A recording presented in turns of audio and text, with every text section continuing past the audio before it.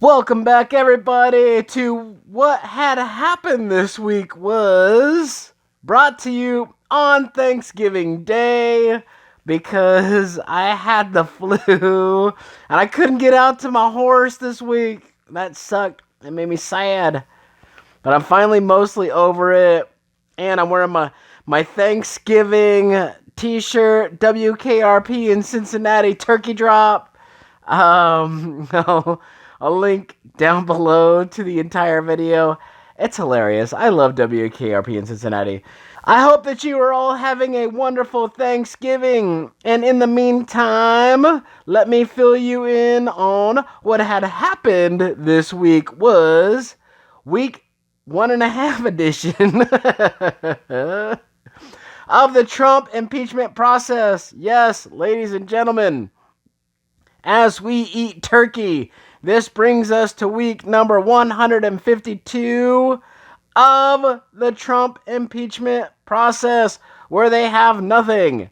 If I wasn't sick, I would have brought you all this stuff last week during week 151, but this is kind of a Thanksgiving week, so not really a whole lot's going to go on this week.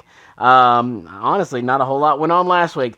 Let's cut to what had happened on day 3 of the impeachment process in under 1 minute and 15 seconds. Two different people, two impartial observers. One felt the need to report the call because there was a demand that was improper, and one that didn't report it to anyone. You didn't report it to anyone, right, Ms. Williams? I ensured that the information was available to my superiors. So, while all this might seem as clear as mud, I think your honest and candid assessments of what you heard on the call tells us what we need to know. We have two independent folks, nonpartisans, and I'm not hearing a consensus between the two of you about what exactly you both heard on the call that you heard at the exact same time. And if you can't reach an agreement with regard to what happened on the call, how can any of us? An impeachment inquiry is supposed to be clear. It's supposed to be obvious. It's supposed to be overwhelming and compelling. And if two people on the call disagree honestly about whether or not there was a demand and whether or not anything should be reported on a call, that is not a clear and compelling basis to undo 63 million votes and remove a president from office. And then we will cut to what had happened on day 4 of the Trump impeachment process, summed up in 1 minute, 15 seconds. Where there is no linkage whatsoever. We got the two guys on the call, President Trump and President Zelensky, who have said there was no pressure, no pushing, no linkage. We got the fact that the Ukrainians didn't know the aid was frozen at the time of the call. And most importantly, as was pointed out today by so many people, including Representative Stefanik, that the Ukrainians took no action, no announcement to get the call, no announcement to get the meeting in New York, no announcement to get the aid released. Those are the facts. Representative Stefanik. As every day goes by, Adam Schiff and the Democrats' wishful thinking for impeachment crumbles. They have yet to point to a single shred of evidence of high crimes and misdemeanors of bribery. Today, taking the witness's own testimony, Ambassador Sondland testified that the president said directly to him, there is no quid pro quo. I want nothing. I want nothing. I want President Zelensky to do what he ran on, which is very clearly anti-corruption, but the facts remain the same. Ukraine received the aid. There was no investigation before the meeting. There was no investigation before the aid release. There was no investigation before the call or after the call. So the facts remain the same throughout this process, despite Adam Schiff continuing his political wishful thinking. And finally, we will cut to what had happened on day 6 of the impeachment process in under 1 minute and 45 seconds. Look, this is, I think it's been clear from the start, this is not about the facts. We saw that yesterday. The facts are very clear. The witness yesterday, Ambassador Sondland, said unless there was an announcement of an investigation, there would be no call, no meeting, no money. And of course, the Ukrainians got the call, they got the meeting, and they got the security assistance dollars, and there never was an announcement of an investigation. So this is not about the facts. This is about, I think, what Nancy Pelosi said, the Speaker of the House said Sunday, when she called the President of the United States an imposter. Democrats have never got over the fact that this new guy who's never been in this town, never been in politics, this new guy came in here and has shaken this place up, and that drives them crazy. They've never accepted the will of 63 million Americans. They've never accepted the fact that Donald Trump won an electoral college landslide, and they are trying to do everything they can. And it was first the FBI investigation, then it was the Mueller investigation, now it's this. They're trying to do everything they can to, as Mr. Green, Democrat Representative Al Green said, impeach him because they know he's going to win re-election. So that's the unfortunate position they put our country in. I thought Dr. Hill's statement where she said, we got to quit this kind of stuff that is tearing our country apart, that is so true. That what is happening is not good for our culture, not good for our nation, and yet the Democrats do not care. They are bound and determined to do whatever it takes to get after this president. And again, I think the American people see through it. They see that the facts are on the president's side, and they know this process has been entirely unfair. And frankly, I don't know where it goes next. I don't know what they got planned.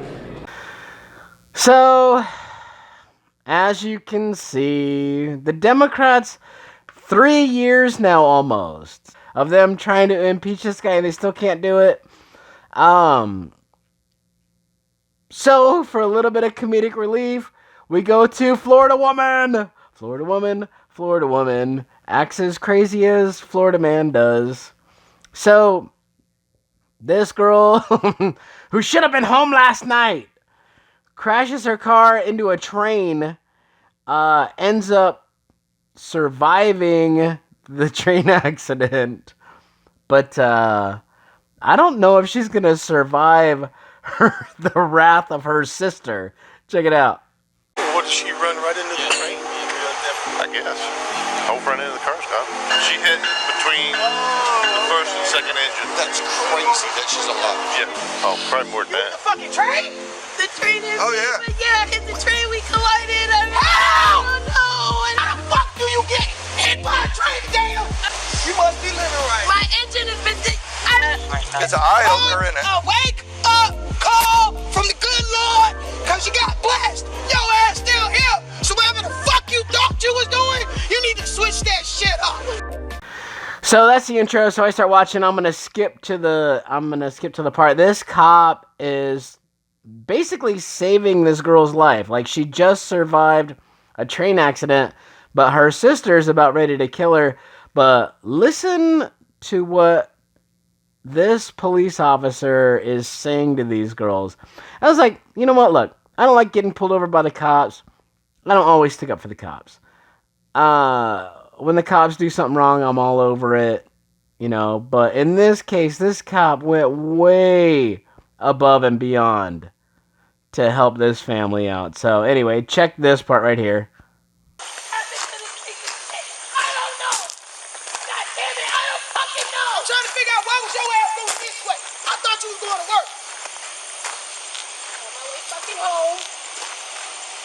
On my way home. You went home last night? I was on my way home. All right, now it makes sense. I'm trying to figure out how the fuck is your car on this side of the road? Straight Ain't Nope. What the fuck you need out this car so I can take you to a goddamn doctor? Fuck, you get me a stroke. I didn't find any significant pieces of the engine down there. I knew something did I not didn't find any fucking specific make sense. pieces down there. Something did not There make was sense. like anything that was like heavy, like a carburetor or like maybe the starter. It flew way down there. But I don't know where the engine went. Maybe you're right. Maybe it just shoved up in there, but it didn't. Don't look like it. But I don't know. Now it makes sense. Fuck, how did shit happen? Why did this shit happen?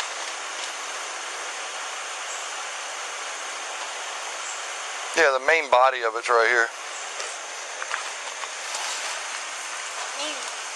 I'm sure it does. You probably hit something. Hi.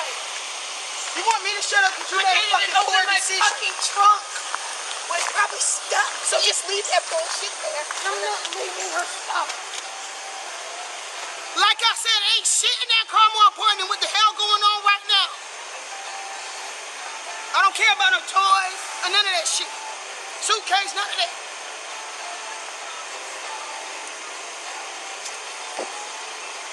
So when something like this happens, does she wait for somebody to contact her? They're already She's here. supposed to be contacting people. No, She's done what she needed to do. we're doing the accident report, even though this is, you're obviously upset because you love her, and I get it. Yeah, that's my little sister. No, I get it. And the biggest thing is, thank God she's alive. Hold on a second. Yeah. 640. 45 watts, 500-554. 10-4, just a minute. The biggest thing is, thank God she's alive. Yeah. She's fine. She is fine. You can certainly, I know you think she should be getting checked out. She has no injuries at all. And she can certainly get checked out if she wants, but she has no injury. So that's amazing that she doesn't. The CSX people, or Amtrak people are already here. They're down at the train right now. They've got crews coming because they investigated as well. Of course they do. So they're going to look at the track and ensure the track's good. But I believe the track is good. It was her car. Come here, let me show you something so you kind of understand what happened. So for whatever reason that she couldn't stop before the train's here, the arms are down. She didn't hit the arms. She did try to turn like she's saying. She got way over here. That means she was trying to go this way. It's a good thing she did. She's fine. And certainly you can always get checked or whatever, and I'm not telling you not to, but that's why we didn't call rescue, because she literally is perfectly fine. She doesn't have a scratch on her, which is amazing. And I know you're upset because you love her, and I mean, that's why people get so upset, because she's scared to death that you just got really injured and you didn't. Your ass could be dead. Oh yeah, you could. So you don't have a choice but to think about that option. But I'm not sure that she did anything really wrong. I think it was a bad timing, and for whatever Definitely reason. bad timing. Yeah. Yeah, because your However, ass been home last night. However, if you look at it the other way, it was very good timing. Yes. Extremely good timing. And sometimes I think the good Lord makes us slow our roll a little bit and makes you think about stuff. And maybe that's something needed to be. So who knows? Yeah. So, you know. Yeah, because I didn't have a clue. But we all have to grow up, you know. Yes, because you're not dressed for work. But I'm this is thinking you on your way to work. No, well, on my way home. As soon as I rolled over and Jarrell got the call, I'm like, okay. So it's Concrete. She just left the house. It could have been a lot worse. So it's not that. I'm glad we're not having that conversation, and I'm glad she's perfectly okay. So basically, just try to, as hard as it is, try to relax a little bit. We're writing the reports. She does need that information for her insurance and everything else.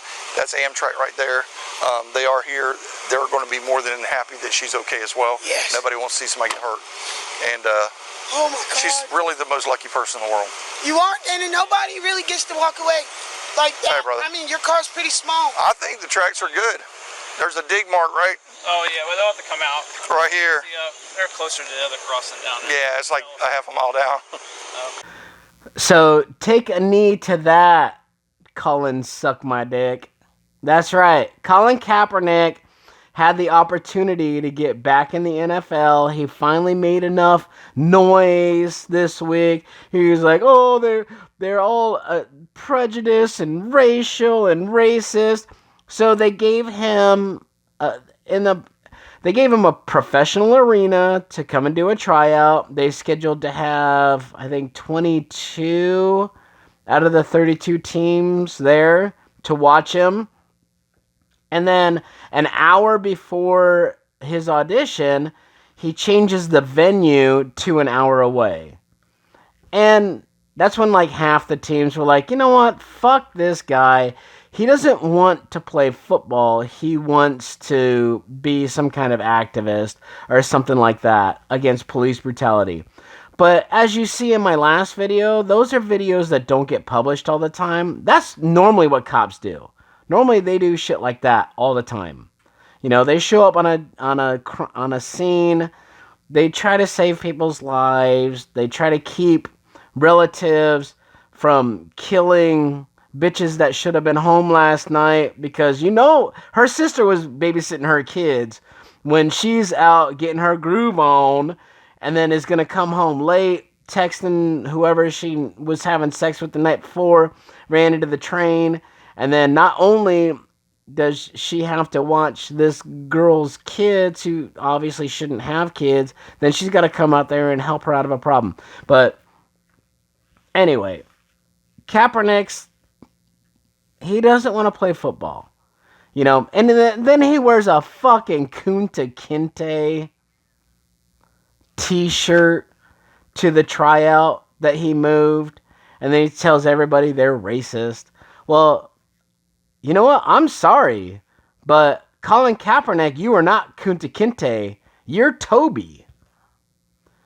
You're a multi-millionaire taking all this money from the white man, keeping black people down to make more money selling sneakers. You're not Kunta Kinte. That shirt should say Toby. You have sold out to the white man. You know, if you want to be Kunta Kinte, then you take all the money that you have, you give it all to your surrounding communities. And then you take a 9-to-5 job making, you know, $40,000, $50,000 a year. And then all your royalty checks.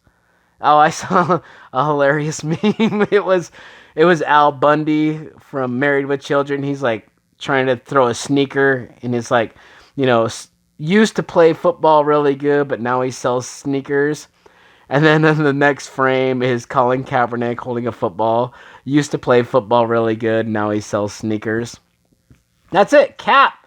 You had your time. Now you're just Toby. Okay, so on this episode of Lost My Mind at Popeyes. Alright, so this girl is wearing, I don't know what the hell she's wearing, but it seems like an 8-year-old drew what she would, or colored what she would imagine somebody freaking out at Popeyes would wear. She's like, well, she's probably going to have like kind of orange shoes, but I'm going to use the red-orange on the socks. And it just kind of went from there. Like the colors were kind of similar, but not really. Break it down one second. I know I went out here, but we finna reach your understanding like some human beings. Hey man, quit arguing, you ain't finna bust this shit up, baby. Ain't nobody finna bust this shit.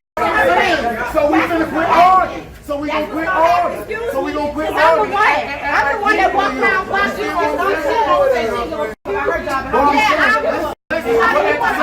The coup de grace is this point right here.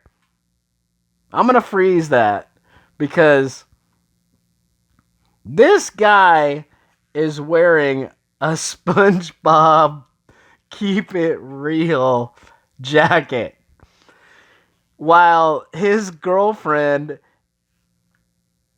is straight out of a Dave Chappelle skit. Fuck that, I keeps it real.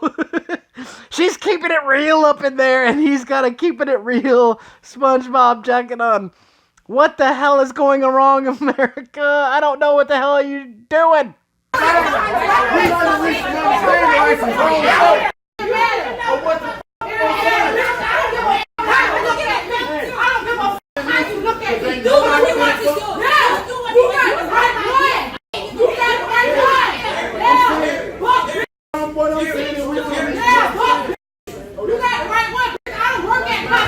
What I'm trying to say is, I'm not mad because I'm ain't nobody mad. Looking at me, I'm not trying to be smart because we human beings. Ain't no all this shit on okay, whatever. Okay,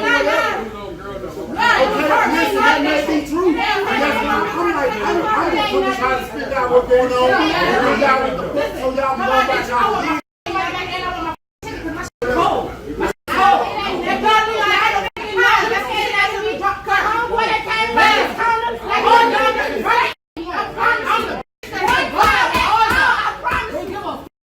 I don't know what the hell this lady was saying, so I brought in an interpreter to help y'all out.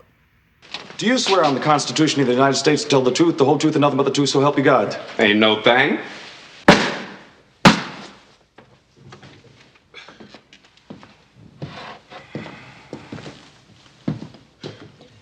Would you describe, in your own words, what happened that night? Check it, bleed. Bro was on. Didn't trip, but the folks was freaking, man. Hey, the pilots were laid to the bone, home. So blood hammering out and damn, Jim, shit. Tighten that bad sucker side the runway like a mother. Shit. So then this month we had the Democrat debates, and Tulsi destroyed everybody. So you got Kamala Harris is in there, and she's like, oh, it's been 2 months since Tulsi destroyed Kamala. And this is what Kamala comes back with. It's unfortunate that we have someone on the stage who is attempting to be the Democratic nominee for President of the United States, who during the Obama administration spent 4 years full-time on Fox News criticizing President Obama. That's who ridiculous, has spent full-time, That's who ridiculous. has spent full-time criticizing people on this stage as affiliated with the Democratic Party. When Donald Trump was elected, not even sworn in, buddied up to Steve Bannon to get a meeting with Donald Trump in the Trump Tower, fails to call a war criminal by what he is as a war criminal, and then spends full time during the course of this campaign, again, criticizing the Democratic Party. Congress. Like, bitch, you had 2 months to come up with something, and you came up with, well, Tulsi was on Fox News complaining about Barack Obama. Yeah, because fucking Barack Obama sucked. He didn't do anything that he promised to do.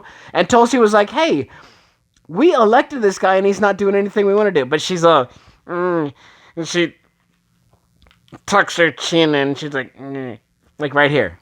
Councilman Gabbard, I'll give you a chance to respond. What Senator Harris is doing is unfortunately continuing to traffic in lies and smears and innuendos because she cannot challenge the substance of the argument that I'm making. Look at her. I took my chin. I got Tulsi. But then the leadership and the change that I'm seeking to bring in our foreign policy, which only makes me guess that she will, as president, continue the status quo, continue the Bush-Clinton-Trump foreign policy of regime change wars. It was at this moment Kamala knew she'd fucked up.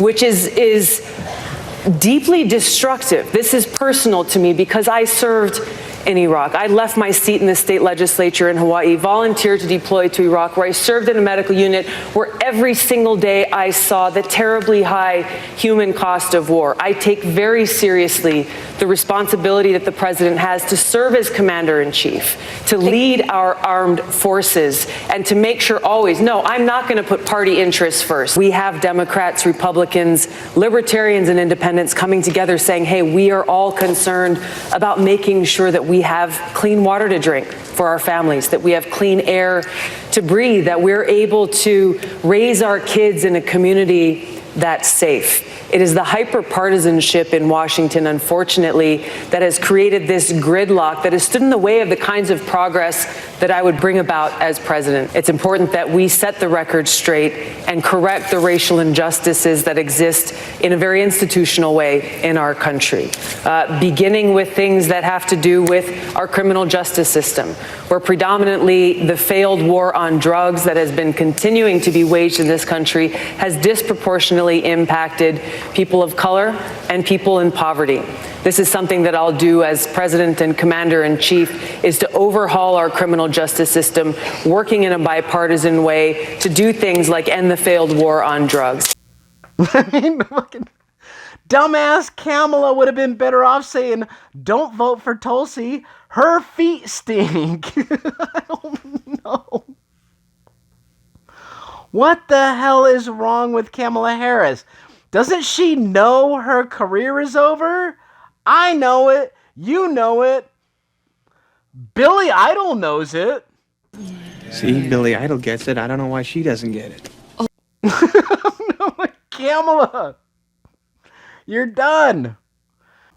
So, Tulsi calls Mayor Pete Booty Tickler to task right here. But I want to get back to Pete Buttigieg and his comment about experience. Pete, you'll agree that the service that we both have provided to our country as veterans by itself does not qualify us to serve as commander-in-chief. I think the most recent example of your inexperience in national security and foreign policy came from your recent careless statement about how you as president would be willing to send our troops to Mexico to fight the cartels. As commander-in-chief, leader of our armed forces, I bring extensive experience serving for 7 years in Congress, on the Foreign Affairs Committee, on the Armed Services Committee, on the Homeland Security Committee, meeting with leaders of countries around the world, working with military commanders of different commands, dealing with high-level national security briefings, understanding what's necessary, the preparation that I've gotten to walk in on day one to serve as commander-in-chief. Congresswoman, thank you. Mr. Mayor, I'll allow you to respond. And then Mayor Pete wants to come at Tulsi with this weak garbage. I know that it's par for the course in Washington to take remarks out of context, but that is outlandish even by the standards of today's politics. Are you saying that you didn't say that? I was talking about U.S.-Mexico cooperation.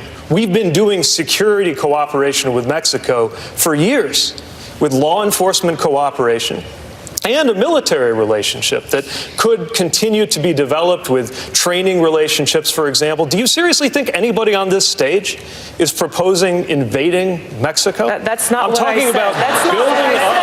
said. I'm talking about building up alliances. And if your question is about experience, let's also talk about judgment. One of the foreign leaders you mentioned meeting was Bashar al-Assad. I have, in my experience, such as it is, whether you think it counts or not, since it wasn't accumulated in Washington, enough judgment that I would not have sat down with a murderous dictator like that. So, of course, all of us know, oh, that's weak, that's weak, that's weak. So what does Tulsi respond with? Let me allow you to respond. Thank you. You were asked directly whether you would send our troops to Mexico to fight cartels, and your answer was yes. The fact checkers can check this out. No. But your point about judgment is absolutely correct. Our commander-in-chief does need to have good judgment. And what you've just pointed out is that you would lack the courage to meet with both adversaries and friends to ensure the peace and national... It was at this moment that Mayor Pete Booty Tickler knew he'd fucked up. Security of our nation. I take the example of those leaders who have come before us, leaders like JFK, who met with Khrushchev, like Roosevelt, who met with Stalin, like Donald Trump, Reagan, who met and worked with Gorbachev. These issues of national security are incredibly important. I will meet with and do what is necessary to make sure that no more of our brothers and sisters in uniform are needlessly sent into harm's way fighting regime change wars that undermine our national security. I'll bring real leadership and experience to the White House. Oh, Tulsi destroys him. Calls him a weak-ass, soft-hand, John Legend motherfucker. Maybe Mayor Poopy. Maybe Mayor Poopy and John Legend should get a room together. Both of them soft-handed motherfuckers. Tulsi's on a roll.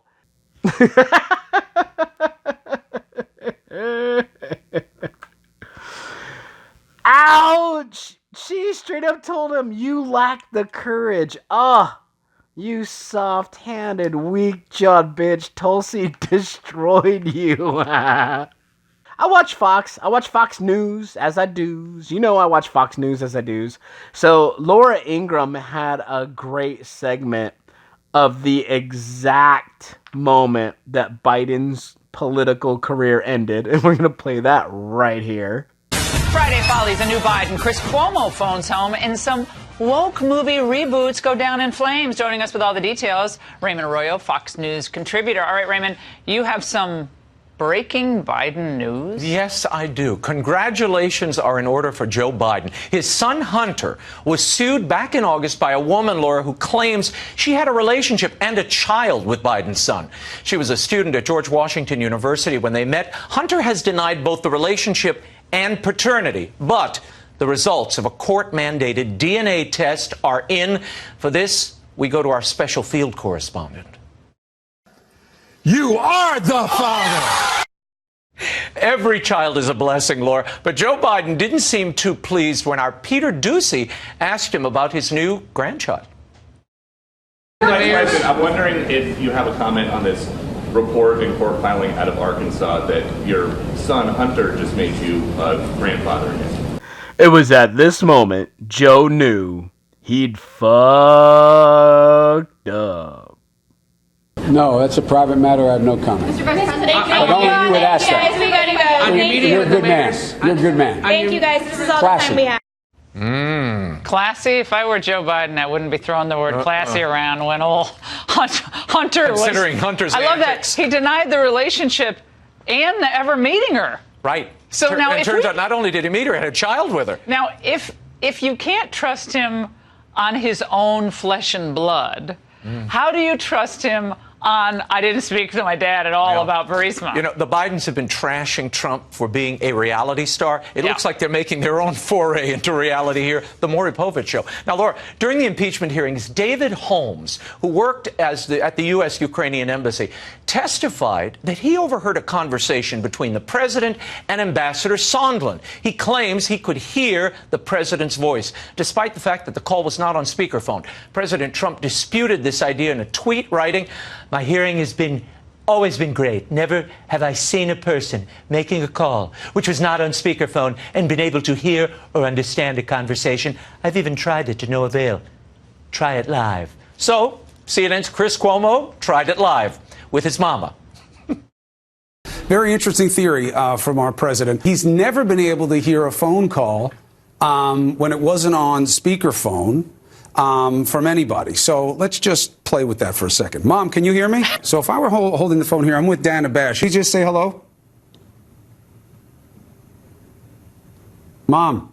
So, I can't hear your mother, Chris. Yeah, you're over there. So I'm this sitting is across the table. He couldn't get confirmation. If you're going to pull a stunt like this, Laura, test it out first and make sure everybody can hear. By the way, he had his phone on speaker. That is not what the president said. Right. When I'm not watching news and when I'm not, keeping up on politics and all this other stuff, I just need a mental break. I watch this channel on YouTube called Gas Station Encounters. And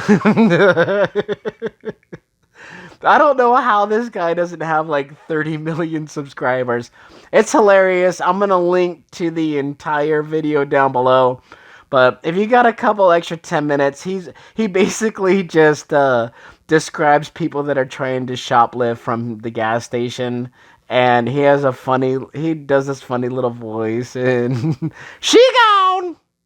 Today we're going to show you how to spot a shoplifter. Now, shoplifters love to look up at the counter as soon as they come into the store. They got to see what they're working with. Is it busy? Who's working? Is it a peon? Is it a manager? Is it Jack Marius Meridius Maximus? Hopefully not. That's why they always got to look up at the counter to find out. Now, most shoplifters love items that are easy to conceal for obvious reasons. So if you see a potential shoplifter make their way into the candy section, you really got to keep a good eye on them because they'll hit you with the look of confusion out of nowhere. Thieves love that move. You'll see it a couple more times. Now, he's going to reach down there and he's going to grab a pack of Starburst. He's going to bring it in real close. He's going to keep crouching, and he's really hoping that the cashiers didn't see him grab that pack of Starburst. So he's going to continue to pretend like he can't find what he wants. He's going to finally stand up. He's going to look up at the counter one more time for insurance, and then he's going to slide that pack of Starburst into his left pocket. Cue the look of confusion. Uh-oh, looks like he's having a hard time finding the decoy item. Wait a minute, there it is. So he's going to grab the decoy item. He's going to smell his pit real quick. Yep, that smells. And then he's going to do another thing all shoplifters love to do. Touch stuff that they have no intentions on buying. You're not buying dog toys. What are you touching them for? So once he's done with the touching random things phase, he's going to put the toys back and he's going to make his way to the other side of the store. You got to do the full loop around. You also got to keep that look on your face of, what the heck? Where's the thing that I'm looking for that they don't have? Man, this store sucks. Oh, look, some vodka. Wait a minute, I can't get vodka. Oh, wait a minute, I think I want some ice cream. Oh, snap. Look at confusion. Nope, they don't have the ice cream I want. None of those 500 options appeal to me. So once he's done with the full lap around the store, he's going to make his way into the candy candy aisle again. You got to make that decoy item drop off. So he's going to make his way down. He's got that look of confusion. He's going to shake the candy bag. You really got to make sure the cashiers hear you put the item away. And then obviously you got to walk up to the counter empty-handed so they think, oh, he just changed his mind. Cue the thief scratch. Yep, there it is. Never fails. So he's just going to stand up at the counter, wasting his space so that the guy who just got in line behind him can't pay for his stuff. How convenient. So he's just standing there looking at the lighters. He's not going to buy any, but as long as you make the cashier think you're interested, they won't think you're a thief. So hit him with another look of confusion, and then the cashier will really think that you're not a thief, and he's just going to think you changed your mind. So let's just pound my hands, you know, just keep pounding my hands. So now that he's clearly not buying anything, he's going to make his way over here to this little cooler. He spotted a sign that he wants to read, so he's going to go over there. He's going to read that sign for a couple minutes.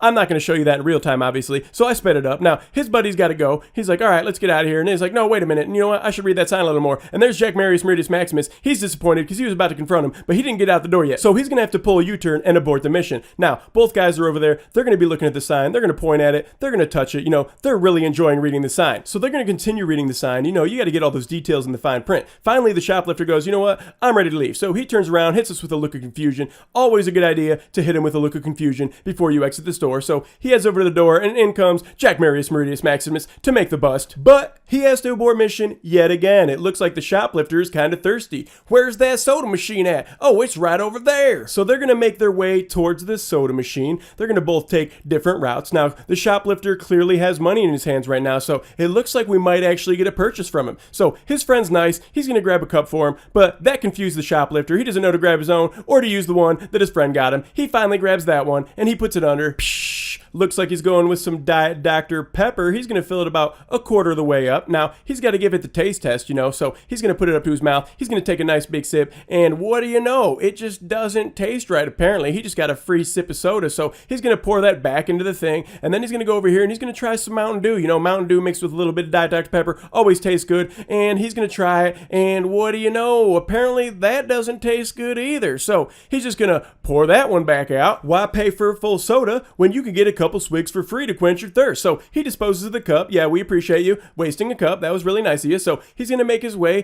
towards the door. He's following his buddy, and clearly Jack Marius Meridius Maximus, he's got to be hiding around here somewhere, but I don't know where he is. Oh, wait a minute. There he is. There's Jack. Uh-oh. Dun, dun, dun, dun, dun, dun, dun, dun, dun, dun, dun, dun.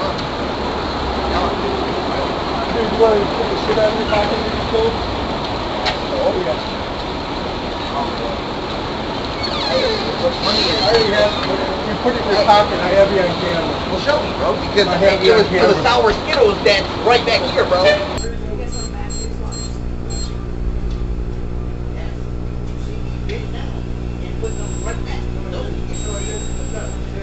Come here. Show him on camera. Yeah. I got you too, that's fine. I heard that one being said out of my mouth. Yeah, honestly, they must be. So like I'll hear a ring and then nothing scans and then Make me go through all this and you have it in your pocket. I'm going to call the police. So, look, I don't care what you're pulling out. Look,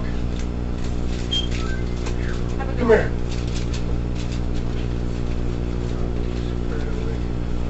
What's up? Go.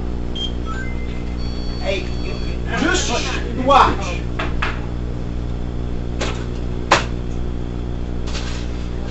Still in your hand. Would you replay this, please? You just looked over at me. What's up? That's so slide. You're back. And Second round. oh, boom, it's gone. Now get it out of your pocket. $1. You just took it. Buddy, I'll call the police right now. And they're going to arrest you for this. and what was it though? I don't know what it was. I can't see. You took it. You get out of here. It's Starburst Get out or of here. something. No, it's not sour Skittles. It's the thing that you put in your Beat pocket. it. You're a thief. Get out of here. Don't come back here. You know you stole because you gave me the money for it. No, you're not coming back here. Private property. And that's how you spot a shoplifter. She gone! And to close out our video today, of course, I'm going to close it out with, because you all know I got a big ass crush on her, and she's the only one speaking sense. She's the only one speaking truth to power. She's the only one on the left that actually wants to do what Donald Trump did, which was get away from the establishment. Get away from these establishment idiots that are bought and paid for by corporations that pay to keep all of us down. So, you can tell how tense I am. I keep moving forward and forward and forward. So, my girl Tulsi went on Joe Rogan again. If you guys haven't subscribed to the Joe Rogan Experience, I suggest you do. He's awesome. He's right in the middle, just like Tulsi. So here's a little clip where Tulsi describes exactly what the Democrat Party has done wrong to where we have Trump in office today, and why we're going to have him again in 2020. Now, if you're a Republican, I got Republican friends, I got conservative friends. They're like, hell yeah. They're like, why do you keep touting Tulsi? She'll beat Trump. And I'm like, well, good. If she does, which if she gets the nomination, she's beating Trump. That's just all there is to it. Nobody's going to vote against a common sense person like Tulsi Gabbard. The thing is, they're not going to let Tulsi be the nomination. Not until Hillary dies. Hillary's got all of them. I don't know what she has on all these people. She's got them all in her pocket. But anyway, I digress. Here's a clip from Tulsi that sums up the Democrat Party. The big one is when you rightly called out Kamala Harris on her past and what she's done, and then it seemed like everybody's attacking you. It's like that opened up the floodgates, and then there was all these hit pieces on. And as me as an observer watching from the outside, I was like, "Wow, look at the machine work! Look at the attack dogs go! Like, look at this! Like this, very transparent." So if you're paying attention. The thing is, if you're on the outside and you watch it all happen, then you go, oh, I see what's going on. But if you just happen upon one of those articles, you can go, oh, she's an Assad supporter. Yeah. Oh, she's a terrible person. Oh, she's a this and a that. And it was amazing. It was amazing to watch. Like, I've never met anybody like you that's run for president. Like, I knew you when people didn't know you that well, and then all of a sudden people know you way more, and now you're a kind of a household name. So to watch this process and to watch all the machinery sort of move in your direction and pew, pew, pew, it's very interesting. Yeah. What's it been like for you? I mean, that literally is our challenge here is we are up against the most powerful overall political machine. When you look at this machine that's revved up their engines to try to define me as something that casts suspicion or doubts or whatever in people's minds, pushing information that isn't true or all of these different things, and I think there's a few reasons for it. Our challenge is we are battling the political establishment in Washington. And it's because I'm telling the truth. It's because I'm challenging the status quo that they represent and that they've profited off for a very long time. So, my campaign, we don't take any contributions from PACs or lobbyists, fueled completely by contributions from individual people. And they are outspending us by many, many multiples, where we need help to challenge their narrative with the truth, telling me, hey, this is who I am. This is why I'm running for president. This is the experience and the background that I bring to this job. We've got to be able to bypass that mainstream corporate media and just go directly to voters. And what does the experience of being attacked feel like? God, I feel like I'm used to it. So it's just like It's nothing that I've ever really taken personally, because I understand the situation. I understand that, whatever the smears are, however radical they are, it shows me that they feel threatened and they are concerned about both the unifying message that I'm bringing, because we have Democrats, Republicans, Libertarians, Independents who are joining this coalition that is fueling our campaign. And And it's a campaign of, by, and for the people, and one that's actually speaking the truth. That's calling for an end to these regime change wars, calling for, a de-escalation of tensions between the United States and other nuclear armed countries, an end to this new Cold War, nuclear arms race. Actually, hey, let's focus our limited taxpayer dollars on actually serving the needs of our people. That's really the message that we're bringing, and it scares the hell out of them. What's interesting is, for me, again, as an outsider, it's a clear recognition that what they want versus what they say they want are two very different things. Exactly. The Democratic Party's always been like, we want a woman. Okay, I got you a woman. How about a woman that's a veteran? Check. How about a woman that's a congressman? How about that? Congresswoman, veteran, minority from Hawaii, all these positives. They're trying to dig up dirt on you. They don't have anything. They should be behind you. They should have wind in your sails. But no. And the other thing they're saying is that, in order for Democrat to beat Donald Trump in 2020, you're going to have to be able to take Trump voters away from him. You're going to have to win over those independents who stayed home in 2016, or even some of those Democrats who voted for Trump because they feel like our party has left them behind. Guess what? Check, check, check, check. We're doing all those things. And instead of saying, hey, this is really something that maybe we should get behind, instead they're saying, oh my gosh, there's something very suspicious and weird about her because she's actually stealing voters from Trump. That's the big one, right? Has there ever been someone in your position that's gotten caught in such a crossfire? Like, to be taking this much heat from the party that you're, trying to represent it seems, I don't remember this happening. Well, they thought Harris had a real shot, and she sunk Harris's ship. That's exactly what happened. I mean, if you look at there's a direct correlation between where Harris was standing and where she's at now in that debate. You put holes in her boat. Which was, I was raising some very important issues related to criminal justice reform, ending the federal marijuana prohibition, and essentially pointing to leadership, because we're all asking to lead this country and bring the experience that each of us has that's very distinct and different. And her whole campaign was based on the premise of being a prosecutor for the people, being the attorney general here in California. And I said, okay, you've said you're proud of your record. This is what you have done when you were in a position to make a positive change for the people. Instead, you chose to do otherwise. And I think that speaks louder than words. When you had more bullets in the chamber, too, because there was other things you didn't even touch. Like, you didn't really touch upon her saying to single mothers that she was going to prosecute them and lock them up if they didn't get their kids in school. Laughing as she did so. Yeah. I mean, I've seen her talk about that as if it's a good idea, that this was a good solution. Yeah. And scare single moms into with a fear of jail if their kid didn't go to school. Yeah. That's the challenge of this debate format that's so frustrating is, you've got 60 to 75 seconds to get your point across, to be able to talk about, hey, here's my position, here's what I would do with, North Korea, here's how I would deal with, immigration reform in 60 seconds or less.